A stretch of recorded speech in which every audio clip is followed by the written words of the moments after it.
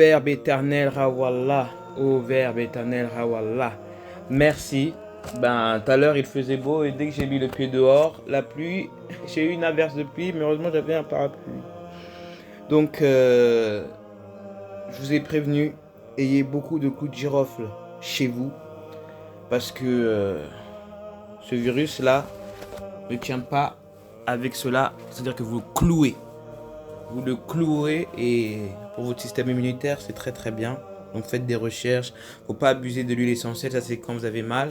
Mais là, le Verbe vient de m'envoyer une vibration pour le dimanche. D'accord. Et dimanche, demain, oui, dimanche 8 août, le 8-8, donc à 15h42, 6-6, la nouvelle lune s'installe dans le signe du lion. Un moment astrologique unique dans l'année qu'on appelle portail du lion. Hasard? Non, tout est écrit. Ou encore porte des étoiles. Un rendez-vous d'autant plus marquant qu'il se déroule entre deux pleines lunes en Verseau. Vous voyez, deux pleines lunes en Verseau. Configuration qui n'arrive presque jamais. Mais là, ça arrive demain. Chaque mois, 15 jours après la pleine lune, la nouvelle lune marque la fin d'un cycle de lunaison et le début du suivant, l'alignement du soleil et de la lune. Permet ainsi d'aligner notre conscient, le soleil, et notre inconscient, la lune. Parfaitement unifiés dans ces deux dimensions, l'une visible, l'autre cachée, nous sommes en pleine possession de nos moyens pour tirer des enseignements de l'année précédente. Oui.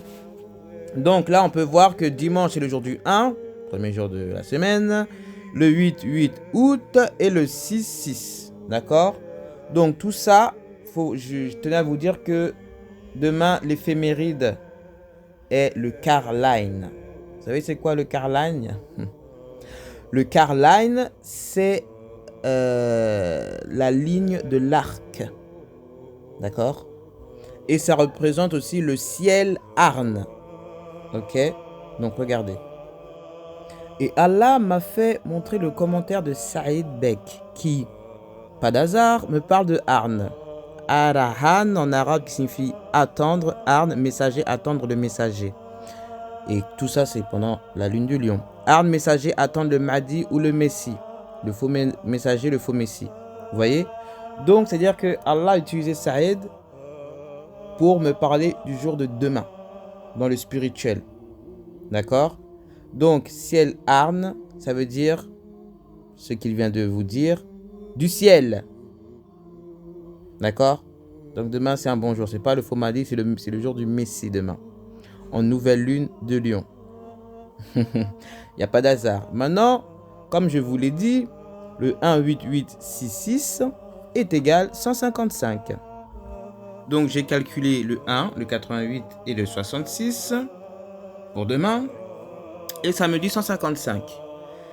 Donc, ce que je vais faire, c'est que je vais commencer toujours de la droite. Je commence par le 5, qui est la sourate Al-Madiyya. D'accord?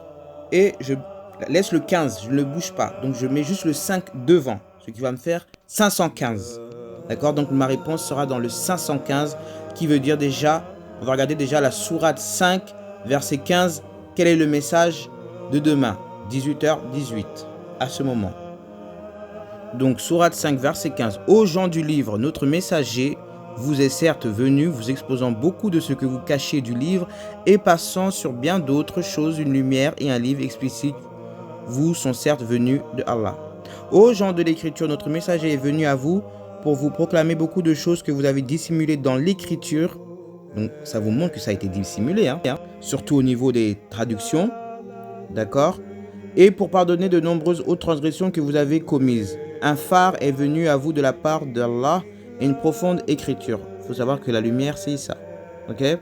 Ô gens du livre, vous êtes venu notre messager, il clarifie pour vous beaucoup de ce que vous cachez du livre et il passe outre sur beaucoup. Vous sont venus de l'Éternel une lumière et un livre explicite. C'est-à-dire qu'il y a deux choses qui sont venues. La lumière, le Nour et le livre. Ô gens du livre, notre messager est venu vers vous pour clarifier pour vous une grande partie de ce que vous cachez du livre et pour pardonner beaucoup une lumière. Vous est venu d'Allah et un livre de clarification. Ô adeptes de la prescription d'or et déjà vous est venu notre vecteur du message, j'aime bien ce mot vecteur, qui élucide, tranche pour vous beaucoup de ce dont vous avez dissimulé provenant de la prescription. Et il fait l'impasse envers beaucoup d'or et déjà vous est venu provenant de Allah une lumière et une prescription explicitante qui tranche. C'est-à-dire que vous avez simulé beaucoup de choses, que ce soit les savants ou pas, mais vous inquiétez pas, le haq voit tout ce que vous cachez. Hein. Et tout coïncide avec l'anagogie du chiffre 515, représentation, l'incarnation de l'une des personnes de la Trinité. On va dire c'est le Fils, le fil 19, nombre de l'envoyé d'Allah que Dante fait dire à Béatrice dans la Divine Comédie, précisément au dernier chant du Purgatoire, alors que Béatrice prophétise l'approche venue du Messodidio, le Messie. Le Séphar Jétar donne pour le nombre 515 l'interprétation suivante. Les 10 séphirotes sont comme les doigts de la main. Au nombre de 10 et 5 contre 5, mais au milieu d'elle est l'alliance de l'unité. On reparle encore du doigt, du rêve. Selon l'imam de Fréta, c'est le chiffre du paraclet. Le paraclet, c'est Issa. D'accord? Ce nombre est considéré comme la clé du passage et le chiffre pontifical permettant la conversion et le retour au paradis. Donc, vous voyez que ça parle de Issa. Et c'est pour ça que c'est dans la sourate 5 Al-Mahdiya, verset 15. D'accord? Donc, la valeur numérique de Asher Dai, celui qui se suffit à lui-même, est de 515. Ça veut dire que ça a été envoyé, Issa a été envoyé par le Verbe. C'est clair et net, même dans la gématrie. Ce nombre correspond à l'addition des deux derniers séphirotes, Yesod et Malkut, plus l'unité selon les valeurs déterminées par Abellio. En effet, si on ajoute la valeur de Yesod, la base, 73, à la valeur de Malkut, le royaume... Attends, mais qui va parler de 73? Ah d'accord. 443, on obtient 516, c'est-à-dire 515 plus 1. L'addition de la soustraction de l'unité, faut-il ajouter, est une opération importante et courante dans les calculs kabbalistiques appelés Abellio le jeu du 1. Vous voyez, le jeu du 1, c'est le jeu SS. Jésus. C'est-à-dire qu'ils savent très bien que si vous êtes dans un jeu, c'est Issa. Donc, Sahed Beg, j'ai un message pour toi. Allah dit, ne doute pas de ce que tu sais. Voilà. Après, je ne sais pas si entre toi et le Verbe. Mais en tout cas, tu as été guidé. C'est pour ça que je te dis merci. Tu comprends? Sois béni. Hotep.